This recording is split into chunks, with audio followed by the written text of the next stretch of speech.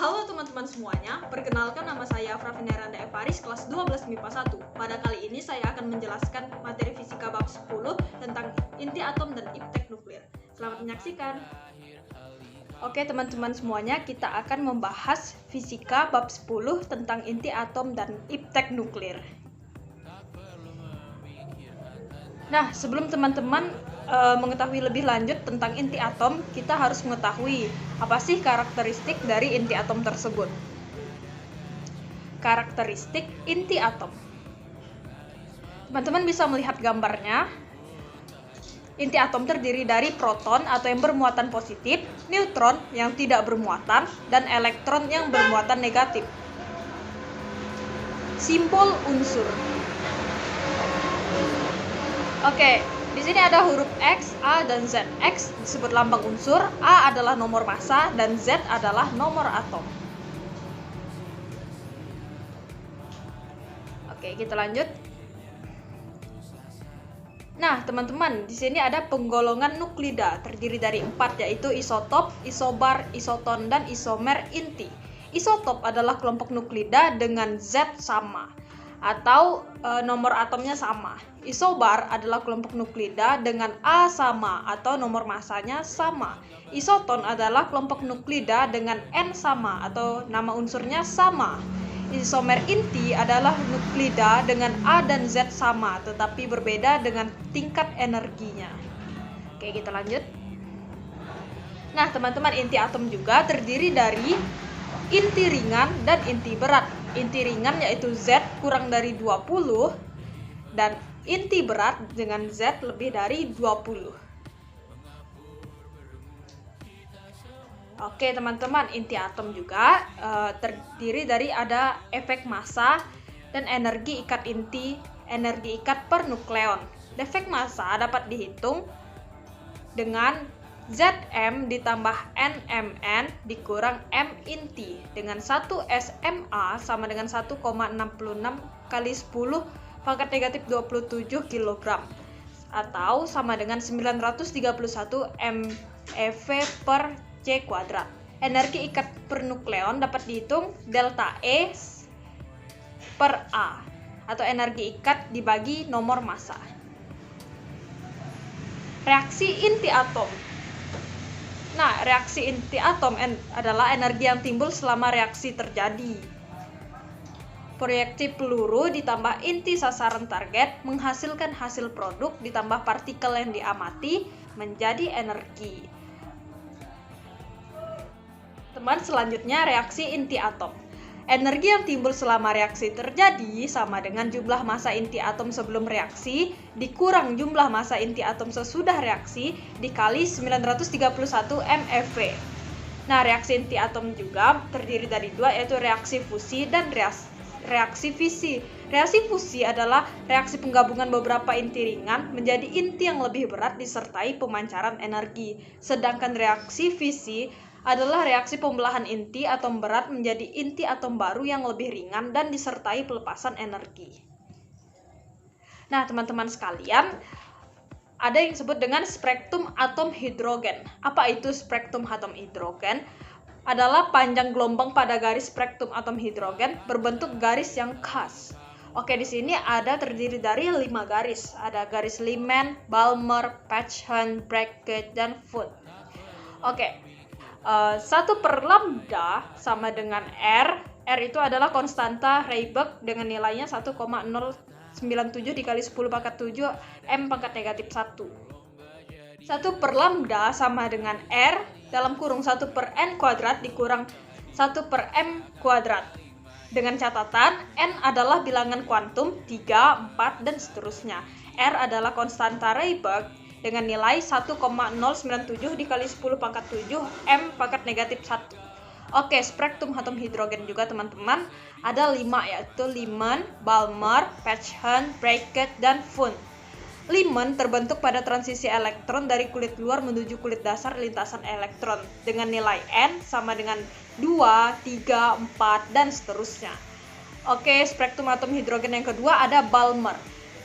Balmer menuju kulit kedua pada lintasan elektron dengan N nilainya 3, 4, 5, dan seterusnya. Oke, yang ketiga ada Pachen, menuju kulit ketiga lintasan elektron dengan N sama dengan 4, 5, 6, dan seterusnya. Oke, yang keempat ada Bracket, menuju kulit keempat lintasan elektron, N-nya nilainya 5, 6, 7, dan seterusnya. Dan yang terakhir ada Fun, menuju kulit kelima, dengan N-nya adalah 6, 7, 8, dan seterusnya. Oke teman-teman sekalian, setelah menyimak beberapa materi tadi, ini ada sebuah contoh soal. Soal yang pertama, sebuah partikel alfa ditembakkan pada inti O dengan nomor massa 16 dan nomor atom 8. Setelah terjadi penembakan, sebuah proton dapat dibebaskan. Inti atom yang terbentuk adalah Oke, dari soal kita dapat mengetahui reaksi inti yang dapat terjadi dituliskan seperti pada gambar. Menentukan nomor massa pada inti atom X, 4 ditambah 16 sama dengan A ditambah 1. Maka nilai A adalah 19. Menentukan nomor atom pada inti atom X, 2 ditambah 8 sama dengan Z tambah 1. Maka Z adalah 9. Jadi inti atom yang terbentuk adalah X dengan nomor massa A dan nomor atom Z, yaitu nilainya F, nomor massa 19 dan nomor atom 9. Oke teman-teman, sekarang untuk contoh soal yang kedua.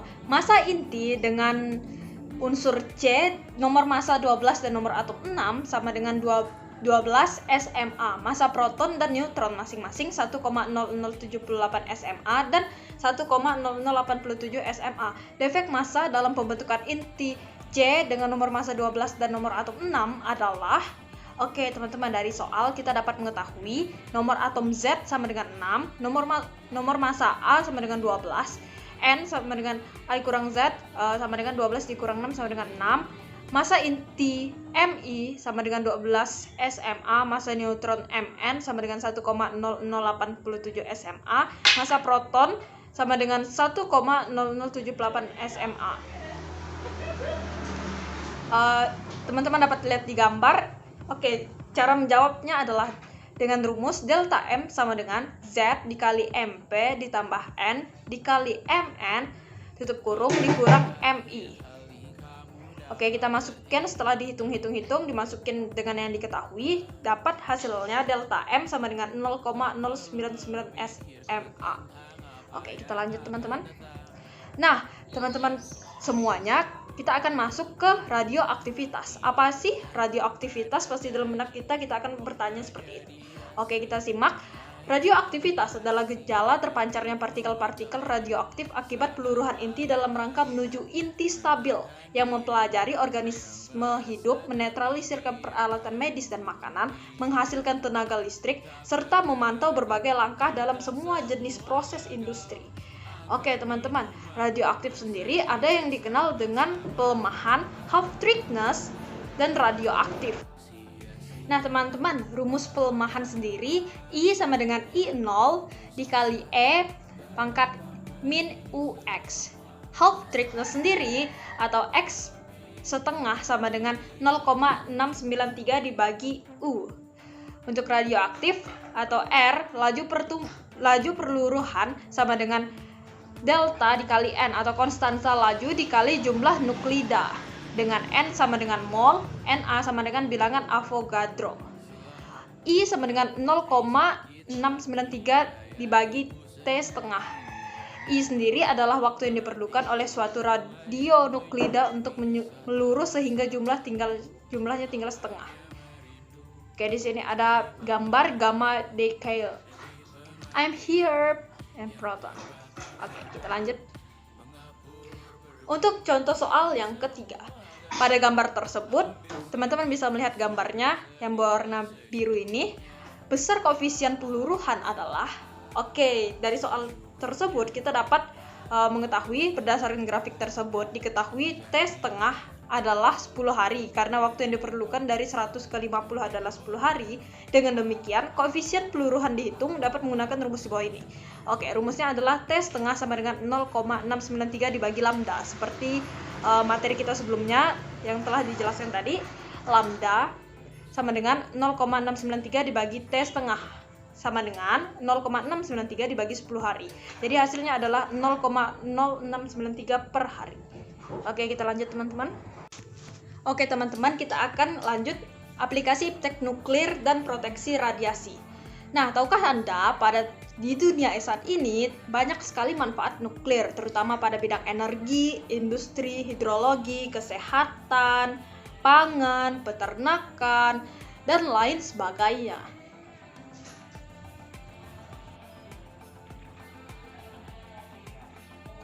Nah, teman-teman, penerapan inti atom dan teknik nuklir dalam kehidupan sehari-hari.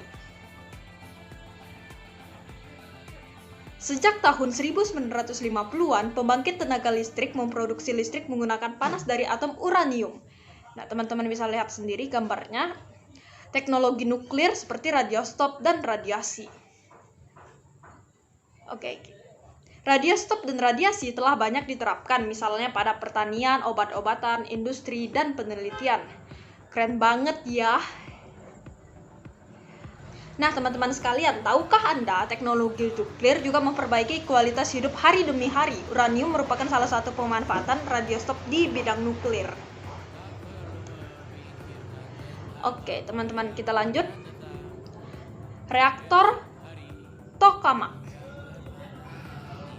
ditemukan oleh ilmuwan Rusia Igor Yete dan Sakharov pada tahun 1950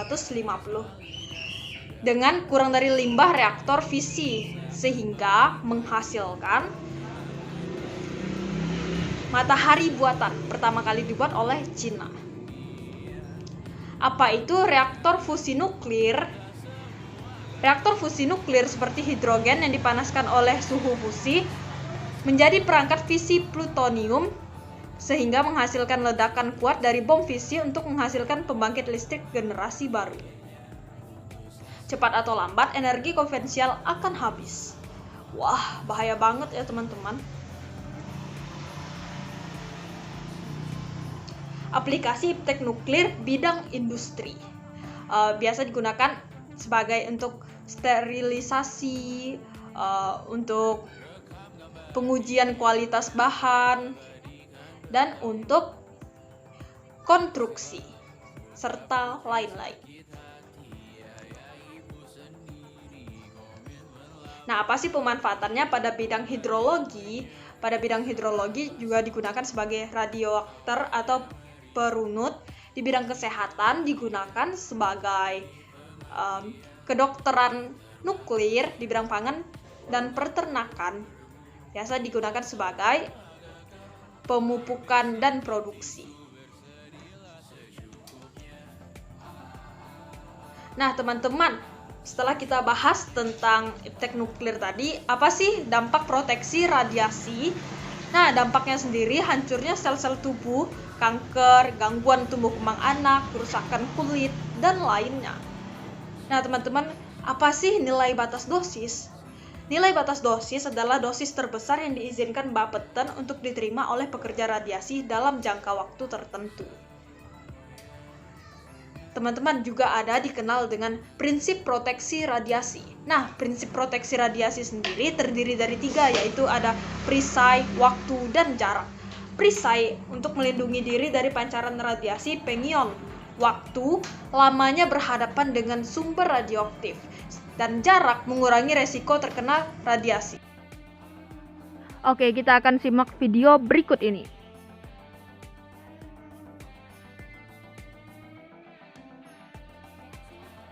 Reaksi fusi. Mengapa reaksi fusi tidak dapat menghasilkan energi listrik? Kalian pasti ingin tahu kan jawabannya? Tapi tunggu dulu, sebelum menjawab pertanyaan tersebut, mari kita cari tahu mengenai reaksi fusi. Reaksi fusi terjadi ketika dua inti atom ringan bergabung menjadi satu dan membentuk inti atom yang lebih berat, maka terdapat sejumlah energi yang dilepaskan.